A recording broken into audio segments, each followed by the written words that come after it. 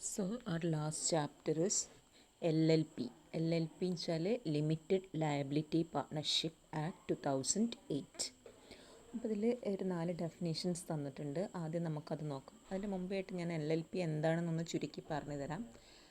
It is A hybrid between private limited company and A partnership firm. Partnership firm നിങ്ങൾ എന്താണെന്നുള്ളത് +2 പഠിച്ചതാണ്. രണ്ടോ അതിലധികമോ പാർട്ട്നേഴ്സ് എന്ത് ചെയ്യുന്ന ഒരു ഇത് തുടങ്ങിയിട്ട് അവർ അതിൽ നിന്ന് കിട്ടുന്ന പ്രോഫിറ്റ്സും ലോസസും ഷെയർ ചെയ്യുക. ഓക്കെ, പ്രൈവറ്റ് കമ്പനി എന്താണെന്ന് വെച്ചാൽ it is registered under companies act. അപ്പോൾ ഈ രണ്ട് ഇതിനും കമ്പനി ആണെങ്കിലും ഇത് പാർട്ട്ണർഷിപ്പ് ആണെങ്കിലും അതിൻ്റേതായ ഫീച്ചേഴ്സ് ഉണ്ട്. അതായത് ഏറ്റവും വലിയത് എന്താണെന്ന് വെച്ചാൽ പാർട്ട്ണർഷിപ്പിന് അവിടെ നമ്പർ ഓഫ് മെമ്പേഴ്സ് എന്ന് പറയുന്നത് മാക്സിമം നമ്പർ ഓഫ് മെമ്പേഴ്സ് എന്ന് പറയുന്നത് 20 ആണ്. മനസ്സിലായോ? അപ്പോൾ ഇങ്ങനെയുള്ള കുറേ റെസ്ട്രിക്ഷൻസ് ഉണ്ട് പാർട്ട്ണർഷിപ്പിന്. അതേപോലെ കമ്പനി ആണെങ്കിൽ കമ്പനിയിൽ എന്താ പറയുക, കമ്പനീസ് ആക്ട് അനുസരിച്ചിട്ട് രജിസ്റ്റർ ചെയ്യണം. അങ്ങനെ കുറേ ഫോർമാലിറ്റീസ് കമ്പനിക്കുണ്ട്. അപ്പോൾ ഈ രണ്ട് ഫോം ഇതിൻ്റെ രണ്ടിൻ്റെയും കൂടെ ഒരു ഹൈബ്രിഡ് ഇതാണ് ഏതെന്ന് പറയുന്നത് LLP എന്ന് പറയുന്നത്, ലിമിറ്റഡ് ലയബിലിറ്റി പാർട്ട്ണർഷിപ്പ്. ഓക്കെ, അപ്പോൾ പാർട്ട്ണർഷിപ്പ് ഫേമും പ്രൈവറ്റ് ലിമിറ്റഡ് കമ്പനീസും കൂടെ അതിൻ്റെ രണ്ടിൻ്റെയും കൂടെ ഫീച്ചേഴ്സ് ഒത്തുകൂടിയിട്ടുള്ള ഒരു ടൈപ്പ് ഓഫ് ഇതിനെയാണ് എന്തെന്ന് പറയുന്നത് ലിമിറ്റഡ് ലയബിലിറ്റി പാർട്ട്ണർഷിപ്പ് എന്ന് പറയുന്നത്.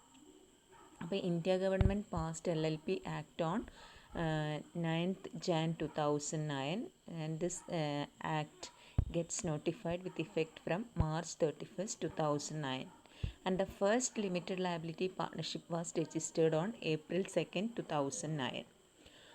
അപ്പോൾ എന്തിനു വേണ്ടിയിട്ടാണ് ഈ LLP എന്നുള്ളത് പറയുന്നുണ്ട്.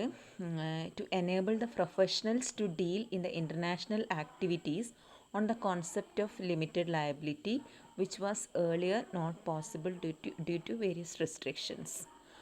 Then to remove the restrictions posed by Indian Partnership Act 1932 that professionals are not allowed to have more than 10 or 20 partners. ഞാൻ പറഞ്ഞു കഴിഞ്ഞാൽ അപ്പോൾ ഇങ്ങനെയുള്ള കുറേ പ്രശ്നങ്ങൾ ഉള്ളത് കൊണ്ടാണ് ഈ LLP നിലവിൽ വന്നിരിക്കുന്നത്. അപ്പോൾ LLP act removed all these obstacles എന്നാണ് പറയുന്നത്. ഓക്കെ, അപ്പോൾ 2-3 ഡെഫിനേഷൻസ് പറയുന്നുണ്ട്. അത് നിങ്ങൾ ടെക്സ്റ്റിൽ നോക്കിയാൽ മതി, ഞാൻ അതിൻ്റെ സ്ലൈഡ് ഉണ്ടാക്കിയിട്ടില്ല. അപ്പോൾ first one, body corporate. A body corporate means and includes എന്തൊക്കെ ഈ ബോഡി കോർപ്പറേറ്റിൽ വരിക എന്ന് വെച്ചാൽ LLP registered under LLP act, then LLP incorporated outside India but does not include a corporate soul. ശ്രദ്ധിക്കണം. പിന്നെ A cooperative society registered under any law for the time being in force. ഈ 3 കാറ്റഗറിയിൽ പെട്ടതാണ് body corporate എന്നുള്ള ഡെഫിനേഷനിൽ വരുന്നത്. ഏതൊക്കെയാണ്? LLP registered under this act, അതേപോലെ LLP incorporated outside India and A cooperative society registered under any law for the time being in force. Okay, ഇനി നമ്മൾ നോക്കാൻ പോകുന്നത് എന്താണ് LLP എഗ്രിമെൻറ്റ് എന്നുള്ളതാണ്. ലിമിറ്റഡ് ലയബിലിറ്റി പാർട്ട്ണർഷിപ്പ് എഗ്രിമെൻറ്റ് എന്താണെന്ന് നോക്കാം.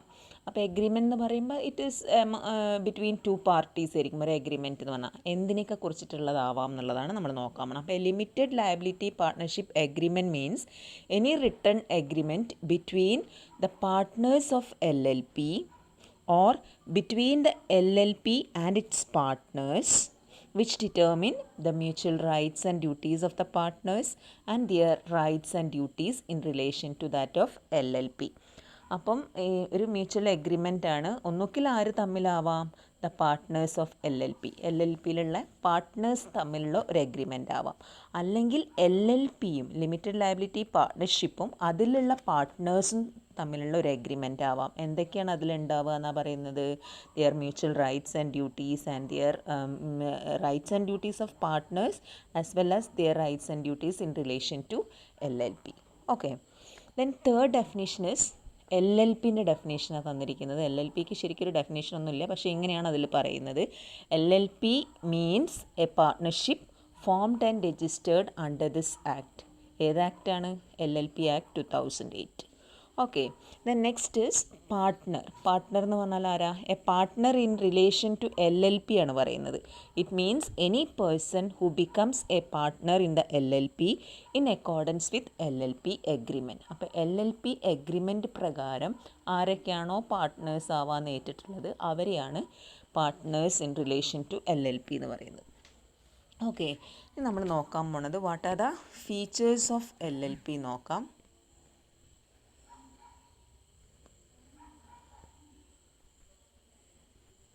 അപ്പോൾ ഫീച്ചേഴ്സ് പറയുന്ന സമയത്ത് ഇതൊക്കെയാണ് കാര്യമായിട്ട് പറയുന്നത്.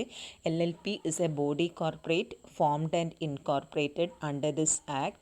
അണ്ടർ ദിസ് ആക്ട് എന്ന് പറയുമ്പോൾ ഇനി നിങ്ങളെല്ലാം മനസ്സിൽ വരേണ്ടത് LLP ആക്ട് 2008 ആണ്. പിന്നെ it is a legal entity separate from that of its owners. അതാണ് വേറൊരു പ്രത്യേകത. കമ്പനീൻ്റെ പ്രത്യേകത ഇതാണ്. കമ്പനിക്ക് എന്തുണ്ട്, ഒരു company is a legal entity. അതായത് കമ്പനീനെ ഒരു സെപ്പറേറ്റ് ആർട്ടിഫിഷ്യൽ പേഴ്സൺ ആയിട്ടാണ് കാണുക. അതായത് ഡിസ്റ്റിങ്ക്ട് ഫ്രം ഇറ്റ്സ് ഓണേഴ്സ്. അതിൽ എന്താ പറയുക, കമ്പനിയിലുള്ള ഷെയർ ഹോൾഡേഴ്സ് ആണല്ലോ ഉണ്ടാവുക. അപ്പോൾ അവരും ഇതും രണ്ടും രണ്ടായിട്ട് തന്നെയാണ് അവിടെ കാണുന്നത്. അതായത് കമ്പനീനെ ഒരു സെപ്പറേറ്റ് ആർട്ടിഫിഷ്യൽ പേഴ്സൺ ആയിട്ടാണ് കണക്കാക്കുന്നത്. So it is a legal entity separate from that of its owners. അതേപോലെ തന്നെയാണ് LLPയും വരുന്നത്. And it shall have perpetual succession. അതായത് പെട്ടെന്നൊന്നും അവസാനിക്കുന്നതല്ല. മനസ്സിലായല്ലോ. Then any change in the partners of LLP shall not affect the existence of right and liability of LLP. ഒരു partner പോയി എന്ന് വിചാരിച്ചിട്ടോ, അതായത് ഒരാൾ എന്താ പറയുക മരിച്ചു പോവുക, ഇങ്ങനെയൊക്കെ LLPന്ന് പാർട്ട്നേഴ്സ് പോവുമല്ലോ, അതുകൊണ്ട് LLPൻ്റെ നിലനിൽപ്പിനെ അത് ബാധിക്കുന്നില്ല. മനസ്സിലായല്ലോ. Then the provisions of Indian Partnership Act 1932 shall not apply to LLP. അപ്പം ഇന്ത്യൻ പാർട്ട്ണർഷിപ്പ് ആക്ട് 1932 നിങ്ങൾ പഠിച്ചിട്ടുണ്ട്. അതിൽ ഒരുപാട് പ്രൊവിഷൻസ് പറയുന്നത്. ആ പ്രൊവിഷൻസ് ഒന്നും ഏതിന് അപ്ലിക്കബിൾ അല്ല, LLP ലിമിറ്റഡ് ലയബിലിറ്റി പാർട്ട്ണർഷിപ്പിന് അപ്ലിക്കബിൾ അല്ല. ഓക്കെ, ഇനി നമ്മൾ നോക്കാൻ പോണത് ഇൻകോർപ്പറേഷനാണ്. ഇൻകോർപ്പറേഷനിൽ പറയുന്നത് ഇതാണ്, LLP എങ്ങനെയാണ് ഇൻകോർപ്പറേറ്റ് ചെയ്യുക എന്നുള്ളത്. അപ്പം for the purpose of incorporation of LLP, 2 or more persons associated for carrying on a lawful business with a view to earn profit and shall describe their names to an incorporation document. അപ്പം incorporate ചെയ്യാൻ വേണ്ടിയിട്ട് 2 or അതിലധികമോ ആളുകൾ എന്തെങ്കിലും ഒരു lawful business ചെയ്യുക എന്നുള്ള രീതിയിൽ അസോസിയേറ്റ് ചെയ്യുക ചെയ്യുന്നത്. And they agree to earn profits, അല്ല പ്രോഫിറ്റ്സ് ആണ് ലോസസ് ആണെങ്കിലും അവർ ഷെയർ ചെയ്യുക എന്നുള്ള രീതിയിലുള്ള ഒരു എഗ്രിമെൻറ്റുമാണ്. മനസ്സിലായല്ലോ. ഇതിൽ വരുന്നത് incorporation document and they shall to earn profit shall describe their names to the incorporation state document എന്നാണ് പറയുന്നത്. ആ ഇൻകോർപ്പറേഷൻ ഡോക്യുമെൻറ്റിൽ ഇവരുടെ പേരും ഉണ്ടാവും. ആരൊക്കെയാണ് പാർട്ട്നേഴ്സായിട്ടുള്ളത് ഈ LLPയിൽ, അവരുടെ പേരും അതിൽ ഉണ്ടാവും ഇൻകോർപ്പറേഷൻ ഡോക്യുമെൻറ്റിൽ. അപ്പോൾ incorporation document shall be in A form as may be prescribed and state. അതൊരു പ്രിസ്ക്രൈബ്ഡ് ഫോമിലുള്ള സംഭവമാണ് ഇൻകോർപ്പറേഷൻ ഡോക്യുമെൻറ്റ് എന്ന് പറയുന്നത്. അതിൽ എന്തൊക്കെ ഉണ്ടായിരിക്കണം എന്നുള്ളതാണ്. അതായത് ഇൻകോർപ്പറേഷൻ ഡോക്യുമെൻറ്റ് ഷുഡ് സ്റ്റേറ്റ് എന്തൊക്കെ കാര്യങ്ങളാണ്, the name and address of the registered office of LLP. എവിടെയാണ് ഈ LLP സ്ഥിതി ചെയ്യുന്നത്, അതിൻ്റെ രജിസ്റ്റേർഡ് ഓഫീസിൻ്റെ നെയിമും അതേപോലെ അഡ്രസ്സും. Then the proposed business of LLP, എന്ത് ടൈപ്പ് ഓഫ് ബിസിനസ്സാണ് അവരുടെ, ഏതാണ്, what is the nature of their business, അത് മെൻഷൻ ചെയ്യണം. The name and address of each of the persons who are to be the partners of LLP on incorporation. അതായത് ഇൻകോർപ്പറേഷന് ശേഷം, incorporation എന്ന് പറഞ്ഞാൽ രജിസ്ട്രേഷൻ ആട്ടോ, ആരൊക്കെയാണ് അതിൽ പാർട്ട്നേഴ്സ് ആയിട്ടുണ്ടാവുക, അവരുടെ പേരും അഡ്രസ്സും. പിന്നെ the name and address of the persons who are to be designated partners of LLP on incorporation. അതായത് ഈ LLP രജിസ്റ്റർ ചെയ്യാൻ വേണ്ടി സാധാ പാർട്ട്നേഴ്സ് മാത്രം പോരാ, ഡെസിഗ്നേറ്റഡ് പാർട്ട്നേഴ്സും ഉണ്ടായിരിക്കണം. അപ്പം ഡെസിഗ്നേറ്റഡ് പാർട്ട്നേഴ്സ് എന്ന് പറഞ്ഞാൽ എന്താണെന്നുള്ളത് നമ്മൾ പഠിക്കാൻ പോകുന്നുണ്ട്. അന്നേരം ആ സമയത്ത് ഞാൻ ക്ലിയർ ആക്കാം.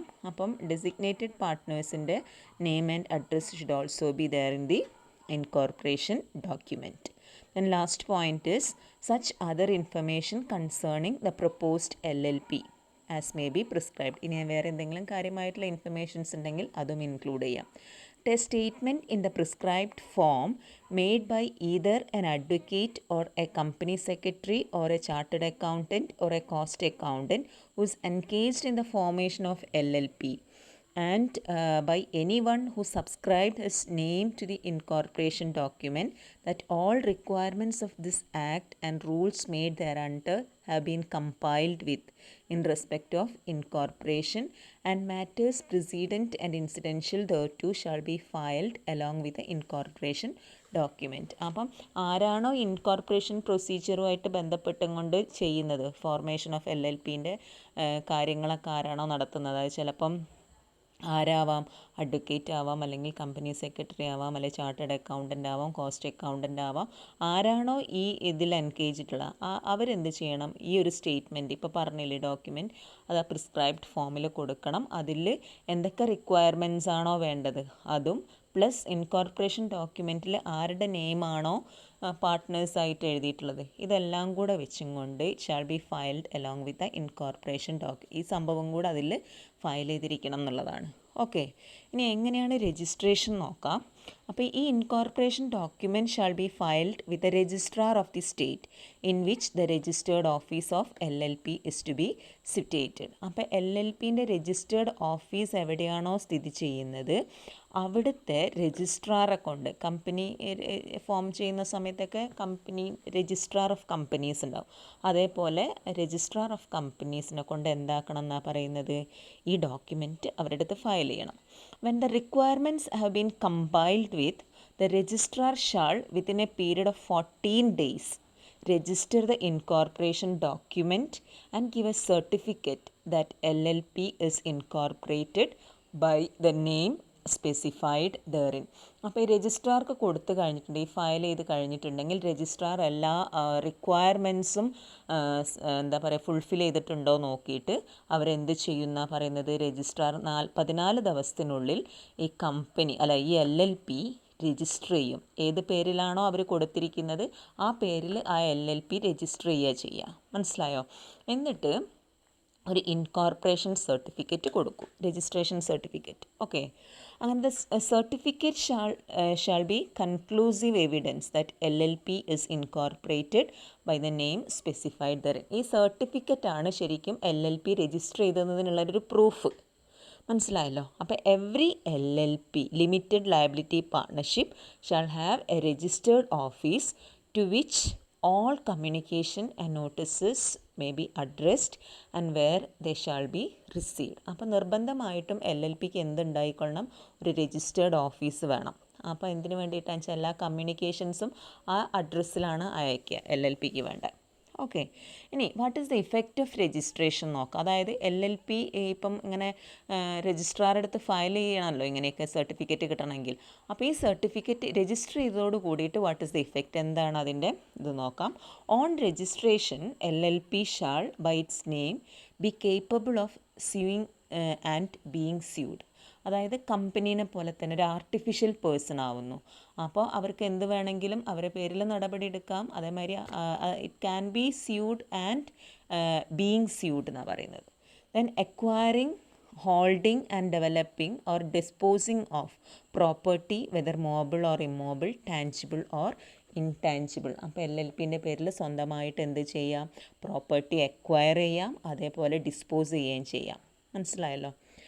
Then having a common seal if it decides to have one. അതായത് LLPക്ക് സ്വന്തം പേരിലുള്ള ഒരു സീലുണ്ടാവും, മുദ്ര. മനസ്സിലായോ? Then doing and suffering such other acts and things as body corporate may lawfully do and suffer. അപ്പോൾ ഒരു ബോഡി കോർപ്പറേറ്റിന് എന്തൊക്കെ നിയമപരമായിട്ട് ചെയ്യാനുള്ള ഇതുണ്ടോ അതൊക്കെ LLPക്കും ചെയ്യാം ആഫ്റ്റർ രജിസ്ട്രേഷൻ. മനസ്സിലായല്ലോ? അപ്പോൾ രജിസ്ട്രേഷൻ്റെ ഇഫക്റ്റ് ഇതൊക്കെയാണ് പറയുന്നത്. ഇനി നെയിം ഓഫ് LLP, എങ്ങനെയാണ് ഈ LLPൻ്റെ പേര് വരേണ്ടത് എന്നുള്ളതാണ് പറയാൻ പോണത്. അപ്പോൾ every LLP shall have either the words LLP limited liability partnership എന്ന് ഫുള്ളായിട്ട് എഴുതാം, ഓർ ഷോർട്ടായിട്ട് LLP as the last words of its name.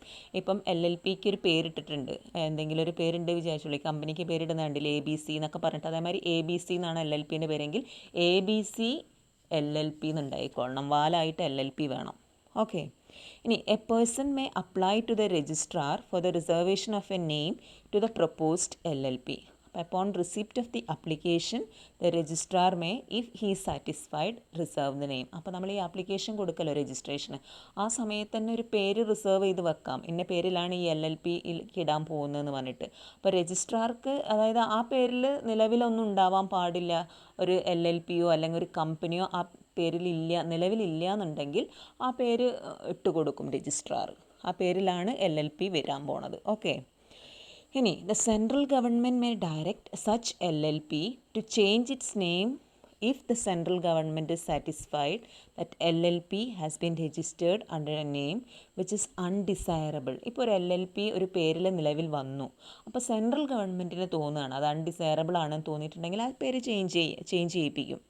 And is identical with or too nearly resembles the name of any other LLP or body corporate or any other name are likely to be mistaken for it. അപ്പം വേറെ ഏതെങ്കിലും ഒരു LLPൻ്റെ പേരോ അതിനോട് സാമ്യമുള്ളതായിട്ടുള്ള എന്തെങ്കിലും പേരുകളൊക്കെ ആണെങ്കിൽ central government പേര് മാറ്റാൻ നിർദ്ദേശിക്കും. ഇനി LLP shall comply with the set direction within 3 months after the date of direction or such longer period as central government may allow. അപ്പോൾ പേര് മാറ്റാൻ ചേഞ്ച് ചെയ്യാൻ വേണ്ടിയിട്ട് സെൻട്രൽ ഗവൺമെൻറ് ഓർഡർ കൊടുത്തിട്ടുണ്ടെങ്കിൽ 3 മാസത്തിനുള്ളിൽ LLPൻ്റെ പേര് മാറ്റിക്കൊള്ളണം. മനസ്സിലായി? അപ്പോൾ LLPൻ്റെ പേര് എപ്പോഴാണ് മാറ്റുക? സെൻട്രൽ ഗവൺമെൻറ് തോന്നണം ഇത് അൺഡിസയറബിൾ ആണ്, അല്ലെങ്കിൽ this name resembles to that of other business, അങ്ങനെ എന്തെങ്കിലുമൊക്കെ തോന്നിയാലാണ് മാറ്റിപ്പിക്കുള്ളൂ. ഓക്കെ. ഇനി change of name of LLP എങ്ങനെയാണ് നോക്കാം. Any LLP may change its name registered with a registrar by filing with him a notice of such change in such form and manner and on payment of such fees as may be prescribed. അപ്പോൾ ഇങ്ങനെ പേര് മാറ്റണമെങ്കിൽ എന്ത് ചെയ്യണം എന്നാണ് പറയുന്നത്? Registrar എടുത്ത് ഒരു നോട്ടീസ് ഫയൽ ചെയ്യണം. അതായത് ഇങ്ങനെ പേര് മാറ്റാൻ പോകുന്നുണ്ട്, അതിനൊരു പ്രിസ്ക്രൈബ്ഡ് ഫോം ഉണ്ടാവും, മാനർ ആൻഡ് സച്ച് ഫീസ്, എത്രയാണോ ഈ പേര് മാറ്റാൻ വേണ്ടിയിട്ട് ഫീസ് അടയ്ക്കേണ്ടത് ആ ഫീസും അടച്ചു കഴിഞ്ഞെങ്കിൽ മാത്രമേ ഉള്ളൂ ഈ പേര് മാറ്റാനുള്ള പ്രൊസീജിയർ തുടങ്ങുള്ളൂ രജിസ്ട്രാർ. ഓക്കെ. ഇനി നമ്മൾ നോക്കാൻ പോണത് what are the provisions regarding partners എന്നുള്ളതാണ്.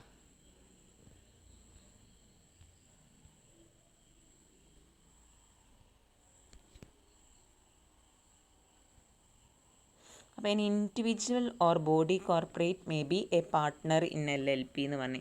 അപ്പോൾ ഒന്നുകിൽ പാർട്ട്നേഴ്സ് എന്ന് പറയുന്നത് ആരാവാം എന്ന് പറഞ്ഞ്, ഒന്നുകിൽ ഇൻഡിവിജ്വൽസ് ആവാം അല്ലെങ്കിൽ ബോഡി കോർപ്പറേറ്റ് ആവാം. ഇനി every LLP shall have at least 2 partners. Minimum എത്ര പാർട്ട്നേഴ്സ് വേണം? 2 പേര്. But an individual shall not be capable of becoming a partner of LLP if he has been found to be unsound mind by a court of competent jurisdiction and finding is in force. അതായത് ഒരു ഇൻഡിവിജ്വലിന് partner ആവാൻ പറ്റൂല. എപ്പോഴൊക്കെയാണ് partners LLPയിലെ partners ആവാൻ പറ്റാത്തത് എന്നുള്ളതാണ് പറയുന്നത്. ഒന്നുകിൽ അയാൾ എന്താവണം? ഏതെങ്കിലും ഒരു കോമ്പിറ്റൻറ്റ് കോർട്ട് അയാൾ എന്തായിട്ട് വിധിച്ചിട്ടുണ്ടാവണം? അൺസൗണ്ട് മൈൻഡായിട്ട്. അൺസൗണ്ട് മൈൻഡ് എന്താണെന്നറിയില്ലേ? ഒന്നുകിൽ എന്താ പറയുക, ഇഡിയറ്റ്സോ അങ്ങനെയൊക്കെ ആയിട്ടുള്ള ആളുകളെയാണല്ലോ അൺസൗണ്ട് മൈൻഡ് എന്ന് പറയുന്നത്. ദെൻ ഹീസ് അൺഡിസ്ചാർജ്ഡ് ഇൻസോൾവെൻ്റ് ആയിട്ട് ഇതാക്കിയിട്ട് ഡിക്ലെയർ ചെയ്തിട്ടുണ്ടാവും. അല്ലെങ്കിൽ he has applied to be adjudicated as insolvent and his application is in pending. ഒന്നുകിൽ ഇൻസോൾവെൻ്റ് ആയിട്ടുണ്ടാവാം, അല്ലെങ്കിൽ ഇൻസോൾവെൻ്റ് ആവാൻ വേണ്ടിയിട്ടുള്ള ആ പ്രോസസ്സിലായിരിക്കാം, പെൻഡിങ് കേസ് ആയിരിക്കാം. ഇങ്ങനെയുള്ള ഈ 3 കൂട്ടരെയാണ് പാർട്ട്നേഴ്സ് ആവാൻ പറ്റാത്ത ഇൻഡിവിജ്വൽസ് എന്ന് പറയുന്നത്. ഓക്കെ. ഇനി on the incorporation of LLP the persons who subscribed their names to the incorporation document shall be its partners. അപ്പോൾ ഇൻകോർപ്പറേഷൻ ഡോക്യുമെൻറ്റിൽ ആരുടെയൊക്കെ പേരാണോ സബ്സ്ക്രൈബ് ചെയ്തിട്ടുള്ളത് ആ ആളുകളൊക്കെ തന്നെയായിരിക്കും ഇൻകോർപ്പറേഷന് ശേഷം പാർട്ട്നേഴ്സ് ആവുക LLPയിലെ. Okay. And other persons may become a partner of LLP by and in accordance with LLP agreement. വേണമെങ്കിൽ അതിൽ പറയാത്ത ആളുകളെയും ആക്കാം as per the LLP agreement എന്നാണ് പറയുന്നത്. ഇനി the mutual rights and duties of partners of LLP shall be governed by LLP agreement. അത് നേരത്തെ പറഞ്ഞു ഞാൻ LLP എഗ്രിമെൻറ്റ് എന്താണെന്ന്. അപ്പോൾ അവരുടെ റൈറ്റ്സ് ആൻഡ് ഡ്യൂട്ടീസൊക്കെ ഏതിലാണ് മെൻഷൻ ചെയ്തിട്ടുണ്ടാവുക? LLP agreement. നമ്മൾ ഈ പാർട്ട്ണർഷിപ്പ് ഡീഡില്ലേ അതേപോലെയുള്ളൊരു സാധനമാണ്. ഓക്കെ. ഇനി in the absence of agreement as to any matter the mutual rights and duties of partners shall be determined by the provisions that are set out in the first schedule. ഒന്നും പറയുന്നില്ലെങ്കിൽ LLP ആക്ടിൽ first ഷെഡ്യൂളിൽ കുറേ provisions പറയുന്നുണ്ട്, അതിനനുസരിച്ചിട്ടായിരിക്കും പോവുക. ഇനി if at any time the number of partners of LLP is reduced below 2 but LLP carries on business for more than 6 months, then remaining partner in the partnership who has the knowledge of this fact shall be liable personally for the obligation incurred during that period. അതായത് ശരിക്കും minimum 2 ആളുകൾ വേണമെന്ന് പറഞ്ഞു. പക്ഷേ അതിലിങ്ങനെ ഒരു ക്ലോസും പറയുന്നുണ്ട്, ഒരു പാർട്ട്ണർ ഇല്ല വിചാരിച്ചിട്ട് ബിസിനസ് ക്യാരി ഔട്ട് ചെയ്യാൻ പാടില്ല എന്നുള്ള നിയമവുമില്ല. പക്ഷേ ഇങ്ങനെ ഒരാൾ മാത്രമായി പോയിട്ടുണ്ടെങ്കിൽ, മറ്റേ ആൾക്ക് എന്തെങ്കിലും സംഭവിച്ചിട്ട് ഒരാൾ മാത്രമായി പോയിട്ടുണ്ടെങ്കിൽ 6 മാസത്തിനുള്ളിൽ അറിയിക്കണം. പുതിയ പാർട്ട്ണർ എടുക്കുമോ, അങ്ങനെ it should be informed with a registrar. അങ്ങനെ ചെയ്തിട്ടില്ലെങ്കിൽ, അതായത് ചെയ്യാതെ 6 മാസത്തിലധികം ഇയാളുടെ ബിസിനസ് ക്യാരി ഓൺ ചെയ്യുകയാണ് LLPൻ്റെ പേരിലെങ്കിൽ he shall be liable personally for the obligation incurred during that period എന്നാണ് പറയുന്നത്. ഓക്കെ, ഇനി എങ്ങനെയാണ് സെസേഷൻ ഓഫ് LLP നോക്കാം. സെസേഷൻ എന്ന് പറഞ്ഞാൽ എന്താ, എങ്ങനെയാണ് അവസാനിക്കുന്നത് എന്നുള്ളത്. Person may cease to be a partner of LLP in accordance with an agreement with other partners. In the absence of agreement, by giving a notice in writing of not less than 30 days to other partners of his intention to resign as partners. അപ്പോൾ LLP അഗ്രിമെൻറ്റിൽ എങ്ങനെയാണോ പറഞ്ഞിരിക്കുന്നത് അത് പ്രകാരം ഒരു പാർട്ട്ണറിന് resign ചെയ്യാം. ഇനി ഒന്നും പറയുന്നില്ല എന്നുണ്ടെങ്കിൽ 30 ദിവസം അതായത് ഒരു നോട്ടീസ് റൈറ്റിങ്ങിൽ എഴുതി കൊടുക്കണം, ഇങ്ങനെ റിസൈൻ ചെയ്യുകയാണെന്നുള്ള അയാളെ ഇൻറ്റൻഷൻ ബാക്കിയുള്ള പാർട്ട്നേഴ്സിനെ അറിയിച്ചിരിക്കണം. ഓക്കെ, ഇനി a person shall cease to be a partner of LLP on his death or dissolution of LLP or if he is declared to be of unsound mind by a competent court, if he has applied to be adjudged as insolvent or declared as insolvent. ഈ 3 കേസിലാണ് ഒരു partner ceases to be a partner. അതായത് partner അയാളുടെ ആ partner എന്നുള്ള ആ ഒരു പദവി പോകുന്നത് ഒന്നുകിൽ അയാൾ മരിക്കണം, അല്ലെങ്കിൽ LLP ഡിസോൾവ് ചെയ്യണം, അല്ലെങ്കിൽ അയാൾ അൺസൗണ്ട് മൈൻഡായിട്ട് പ്രഖ്യാപിച്ചിട്ടുണ്ടാവും, അതും അല്ലെങ്കിൽ ഇൻസോൾവൻ്റ് ആക്കിയിട്ട് തീരുമാനമായിട്ടുണ്ടാവും. അപ്പോൾ ഇങ്ങനെയുള്ള സമയങ്ങളിലൊക്കെയാണ് ഒരു partner ceases to be a partner of LLP. Okay, ഇനി a former partner or a person entitled to the share in consequence of the death or insolvency of the former partner shall not have any right to interfere in the management of LLP. അപ്പം അതോടുകൂടി എന്താവുമെന്നാണ് പറയുന്നത്, ഒരു partner അയാൾ ഇത് അവസാനിപ്പിച്ചിട്ടുണ്ട്, partner അല്ലാണ്ടായിട്ടുണ്ട്, അയാൾ എല്ലാ rights and obligations അതോടുകൂടി കഴിയും, അയാൾക്ക് പിന്നെ ഇൻ്റർഫിയർ ചെയ്യാൻ പാടില്ല ഈ LLPയിൽ. ഇനി പാർട്ട്നേഴ്സിനെ എങ്ങനെയാണ് ചേഞ്ച് ചെയ്യാൻ നോക്കാം. Every partner shall inform the LLP of any change in his name or address within a period of 15 days of such change. അതായത് ഏതെങ്കിലും പാർട്ട്നേഴ്സിൻ്റെ പേര് മാറ്റുമോ അല്ലെങ്കിൽ അവരുടെ അഡ്രസ്സിൽ എന്തെങ്കിലും മാറ്റമൊക്കെ ഉണ്ടാവുകയാണെങ്കിൽ അത് 15 ദിവസത്തിനുള്ളിൽ LLPനെ അറിയിച്ചിരിക്കണം ആ മാറ്റം. ഇനി LLP shall file a notice with a registrar within 30 days when a person becomes or ceases to be a partner, when there is any change in the name and address of the partner. അപ്പം ഇങ്ങനെ എന്തെങ്കിലും പേരിലുള്ള മാറ്റമോ അല്ലെങ്കിൽ ഒരു പുതിയൊരു partner വരുമോ അല്ലെങ്കിൽ ഒരു പാർട്ട്ണർ മരിക്കുകയോ ഒക്കെ ചെയ്തിട്ടുണ്ടെങ്കിൽ എത്ര ദിവസത്തിനുള്ളിൽ LLP ഫയൽ ചെയ്യണമെന്നാണ് പറയുന്നത്. LLP shall file a notice with a registrar within 30 days. ഇനി any change in the partners of LLP shall not effect the existence rights or liabilities of LLP. അത് കൃത്യമായിട്ട് നേരത്തെ പറഞ്ഞു കഴിഞ്ഞ് ഒരാൾ മരിച്ചെന്നോ വന്നെന്നോ ഒന്നും വിചാരിച്ചിട്ട് നിലവിലുള്ള LLPക്ക് യാതൊരു മാറ്റവും സംഭവിക്കാൻ പോകുന്നില്ല. ഇനി പാർട്ട്ണർ ആസ് ഏജൻറ്റ്, അതായത് ഈ LLPയിലെ പാർട്ട്നേഴ്സ് എന്തായിട്ടാണ് പ്രവർത്തിക്കുന്നതെന്നാണ് പറയുന്നത്. They are the agent of LLP but not of other partners. കേട്ടോ, അത് ശ്രദ്ധിച്ചോളാം. ഇനി who is a designated partner. ഞാൻ നേരത്തെ പറഞ്ഞ് LLP ഫോം ചെയ്യാൻ വേണ്ടിയിട്ട് ഡെസിഗ്നേറ്റഡ് പാർട്ട്നേഴ്സ് നിർബന്ധമാണ് എന്നുള്ളത്. അപ്പോൾ ആരെയാണ്, അതായത് every LLP shall have at least 2 designated partners who are individuals and at least one of them shall be resident in India. ഇപ്പോൾ ഒരു LLP ഫോം ചെയ്യണമെങ്കിൽ 2 ഡെസിഗ്നേറ്റഡ് പാർട്ട്നേഴ്സ് വേണമെന്നാണ് പറയുക. അതിൽ നിർബന്ധമായിട്ടും അവരിൽ ഒരാൾ ഇന്ത്യക്കാരനായിരിക്കും, റെസിഡൻ്റ് എന്നാട്ടോ പറയുന്നത്. റെസിഡൻഷ്യൽ സ്റ്റേറ്റസ്, ഇന്ത്യയിലെ റെസിഡൻഷ്യൽ സ്റ്റേറ്റസ് ആയിരിക്കണം.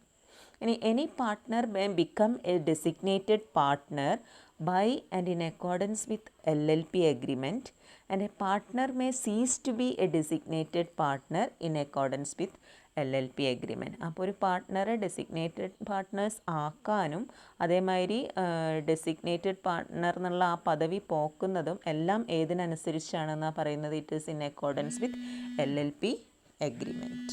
ഓക്കെ, ഇനി നമ്മൾ നോക്കാൻ പോണത് if the incorporation document specifies who are to be the designated partners, such person shall be designated partners on incorporation. അപ്പോൾ if incorporation document states that each of the partners from the time to time LLP is to be designated partner, every partner shall be a designated partner. അതൊക്കെ തീരുമാനിക്കുന്നത് LLP agreement ആണ്. An individual shall not become a designated partner in any LLP unless he has given his prior consent to act as such to LLP. അപ്പോൾ designated partners ആവണേ മുൻകൂട്ടി തന്നെ അവരുടെ സമ്മതമൊക്കെ കൊടുത്തിരിക്കണം, ഞങ്ങൾ designated partners ആവാന്ന് പറഞ്ഞിട്ട്. An individual eligible to be a designated partner shall satisfy such conditions and requirements as may be prescribed എന്നാണ് പറയുന്നത്. ഇനി every LLP shall file with the registrar the particulars of every individual who has given his consent to act as designated partner within 30 days of appointment. അപ്പോൾ പാർട്ട്നേഴ്സിനെ designated പാർട്ട്നേഴ്സായിട്ട് appoint ചെയ്തിട്ടുണ്ടെങ്കിൽ LLP എന്ത് ചെയ്യണം എന്നാണ് പറയുന്നത്? ഇവരുടെ പേരും നാളും ഒക്കെ വെച്ചിട്ട് രജിസ്ട്രാർ എടുത്ത് ഫയൽ ചെയ്യണം, ഇന്ന ആളുകളൊക്കെ ഡെസിഗ്നേറ്റഡ് പാർട്ട്നേഴ്സ് ആണെന്ന് പറഞ്ഞുകൊണ്ട്. LLP may appoint a designated partner within 30 days of a vacancy arising. ഇനി ഇങ്ങനെ ഒരു ഡെസിഗ്നേറ്റഡ് പാർട്ട്ണർ എന്താ പറയുക റിസൈൻ ചെയ്യുകയോ പോവുകയോ ചെയ്തിട്ട് അങ്ങനെ വല്ല വേക്കൻസി ഉണ്ടായിട്ടുണ്ടെങ്കിൽ ആ വേക്കൻസി 30 ദിവസത്തിനുള്ളിൽ ഫില്ല് ചെയ്തിരിക്കണം എന്നുള്ളതാണ്. ഓക്കെ, ഇനി എന്താണ് ഈ ഡെസിഗ്നേറ്റഡ് പാർട്ട്നേഴ്സിൻ്റെ ലയബിലിറ്റി എങ്ങനെയാണെന്ന് നോക്കാം. എങ്ങനെയാണ് പറയുന്നത്?